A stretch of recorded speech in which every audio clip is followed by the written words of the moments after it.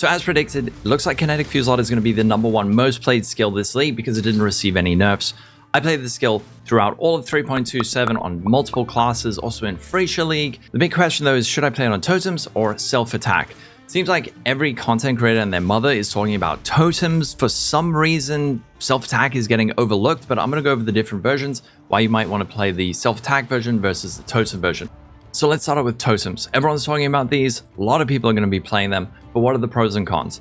So firstly, Totems are going to be super comfy and safe. On all the pops I've seen, the max hit on Totems looks really nice. The other thing that's nice about Totems is the DPS uptime, because you can place your Totems and then run around while they're still firing. Totems are also able to block and distract enemies, so they're more safe on that front. And the other big thing with Kinetic Fusillade, where you want to get to the Gatling gun feel of this. With this skill, effectively what you want to do is you want to have your skill duration lower than your attack speed. Now, this is pretty tricky to do very early on without Warp Timepiece and Time Clasp.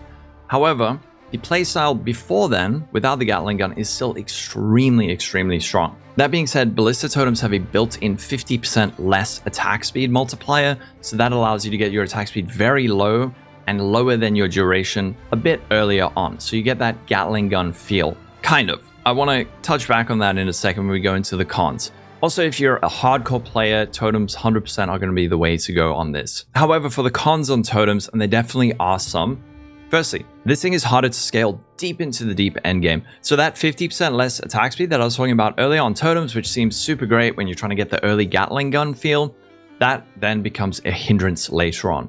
Often what you see is that a lot of players who are talking about Totems and Kinetic Fusillade Totems, many of them are talking about rerolling into KB later on because they prefer a more blaster playstyle, and you don't get that from Totems. So that thing that was a pro during the campaign and early leveling, that's now a con. Also, the playstyle on Totems, it is herky-jerky, kind of slow. Some people love that. If you like it, you like it. If you don't, you don't. People who like playing blaster builds, Totems are not it. The reason for this is there is a delay from the Totems when you cast them to them then emerging and then them firing. So even if you get the Gatling gun mode on Totems, you still have to then deal with that delay of casting it, waiting for it to emerge, and then firing. That being said, there were some buffs in the patch notes for the emerge speed. You're now able to scale it. Both Palstron and Tati have videos on this that I can link. So this might be less of an issue in 3.28, and you might get more of that blaster feel, but there is still always going to be that slight delay between the cast and then the fire. There's like the middleman between damage delivery. I do recommend maybe trying out the Totem playstyle. It's way more fun than it looks, but if you are more of a blaster build type player, then you're going to maybe really dislike the Totem playstyle. Another thing is, in very juiced content, your Totems can get killed. In that very juiced content, when there's a lot of monsters, because of that delay of casting and then emerging and then dealing damage, if they die before then you're getting no damage or your damage is severely hindered. Hopefully the buffs sort that out, but it is something to bear in mind. The other thing is, even though your max hit is definitely much higher on Totem versions, it is a lot harder to find good recovery options. Leech, very hard. You can get a decent amount of life regen, but Leech is not going to be as easy to get. The other thing, and this is going to be contentious, but I think the DPS on Totems is lower. Even though you have higher damage uptime, the damage isn't necessarily as high. It's still very good though, so take that with a grain of salt. I'm talking about scaling later on into the end game. The other thing with Totems is it's a more locked in and less flexible build, especially as you get it later into the end game. The build is just a lot less flexible. There's a lot of mandatory points that you have to take on the tree in order to get it to function. So for people who want to experiment and stuff, this one is less good on that front. But now I want to get into the self-attack version because this is super overlooked at the moment. If you look at any of these tier lists from streamers, here's one from Fubgun. You've got Kinetic Fusillade Totems right at the top. No sign of just self-attack version. I have no idea why. I think everyone is just overlooking it because they're all obsessed over Totems. Same with Tai.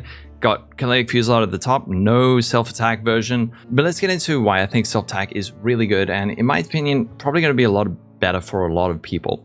So the first thing is the playstyle is super fun, fast, and fluid. It's got that blaster playstyle where you're just flying across maps, shooting out millions of projectiles, and there's no middleman between you attacking and then damage being dealt. The other thing is I think the damage on self-attack is higher. I know a lot of people are going to disagree with that, where they say, well, I've got 6 totems and they're each dealing 2 million damage. On my Warden version, this is on trash gear. It is dealing about 3.3 million damage. You can have a look at the gear. Like, this is not fancy stuff. So this is sort of like day 2 gear, for me at least. This is unbuffed, by the way. If I turn on the burst mode, you can see damage jumps up to 16 million, and this will have an uptime of about 10 seconds on, I'm playing this on Warden, so this is with Unbound Avatar up and also the Tincture. So damage on this thing is extraordinarily high. Just an example, during Mirage League, this is my comb kill. I know it's very early, but people are saying like self-cast is bad until you get Warp Timepiece. We can have a look at what the damage looks like.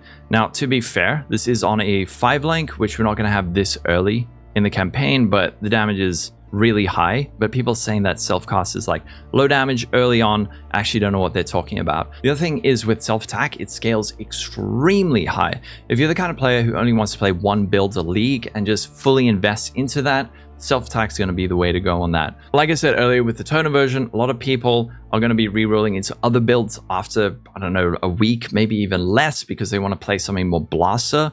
If you're playing this, you're going to be a blaster from the start and you're not going to have to re-roll. The other thing I love about the self-attack version is that it is very flexible. You can go with a Headhunter, you can go with the Mage Blood, you can go deal tinctures with the new belt on Warden, you can do int stacking, you could even do strength stacking. There's so many interesting ways that you can scale this, so depending on how you like to build your character, you can do it. Whereas I feel like the Totem version is a bit more restrictive. The other thing is where the Totems might shine in terms of max hit, self-attack is going to be much better in terms of recovery, especially active recovery layers in terms of leech. The main thing is just that this skill is super, super fun. It feels like we're in a league. It's like a bow league and everyone's talking about Tornado Shot, but they're talking about playing Tornado Shot on traps. It's weird to me. I get it. It's like safe and reliable, but I'm playing softcore, man. I don't want to play like the safe turtle version of the build. I want to play the blaster version of the build. It's a softcore trade league. The other thing with my self-attack version is on Warden, I'm getting perma-freeze, extremely high damage, good chaining, everything. It's super fast. So even though the max hit isn't going to look as good as the Totem version on paper, there are defensive layers under the surface that make it really, really good. And on top of that, because of the flexibility with scaling, you're able to tank it up in really interesting ways later on. You can go for CI and ward and max block, or you could even go with Svalin with a lot of recovery on block. There's really cool ways that you can tank it up. So if you open the pub and you're like, oh no, only 7k Fizzmax hit, like that's plenty for a softcore trade league. And if you want to get tankier later, you can go for it. If you want to play hardcore and then go for totems. In terms of the downsides, the max hit is going to be lower, but remember, this is just one piece of the puzzle. If you watch anyone and their entire analysis of a build's defenses boils down to fizz max hit, I think you should probably just toss out their opinion, because that is like trying to say that a car is slow because it has like smaller tires. It does matter, don't get me wrong, but if that is your entire analysis, it's just, I don't think that's very, very good or honest. This thing, like I said, it's got that perma-freeze, it has very good recovery, it's got very good damage. Frozen and dead things can't really kill you. Well, maybe they can in PoE, but this is just one piece of the puzzle. So low max hit, but that is compensated for in other ways. The other thing is, we only get the Gatling gun mode after we get the warp timepiece and the time clasp. This seems like a downside for a lot of people, but like I said, even the non-Gatling gun version of this build is super fun and super strong. So even if you only get those later on, and it's not going to be super late because these are fairly common uniques and you don't need perfectly rolled ones to get that Gatling gun feel, it's still going to feel very, very good on attack-based versions. Another downside is there's a little bit more of a balancing act with accuracy and then also getting the attack speed and duration balance with your number of projectiles. So I spent a lot of time last league with Nemrod doing maths on Kinetic Fusillade. I released a video almost 4 months ago speaking about this and getting the maths right. So they're hyper-focused on Gatling gun and think, oh, before you go Gatling gun, the skill is trash. That's not true. So I think a lot of people are thinking you have to go totems early, otherwise it's not viable. Another reason that people think that getting your attack speed to the right place with self-attack version of the build is because of the calculations in PoB. This shows an incredibly incorrect number. For example, on this version, it's showing that my max effective APS is 5, whereas over here I'm sitting at 6.24. With the Nemrod calculator, which is what you should be using, this is the correct number. So you can see on this version, it shows that I am over the attack speed cap, but over here I'm actually fine. This should be updated fairly soon, so the correct version should be in PoB. But if you've been seeing people saying like, oh, you can't get your attack speed low enough with the self-attack version, it's possible that they've been looking at the incorrect number. This isn't too hard to do, especially with a time clasp and a warp timepiece, not even perfectly rolled. But the point is, getting your attack speed very low with totems is easier. So this might seem intimidating, but it's really not. It's not that big a deal. Like if you're going to be playing this, you're still going to have to deal with this on totems. It's just going to be a little bit easier to balance on totems.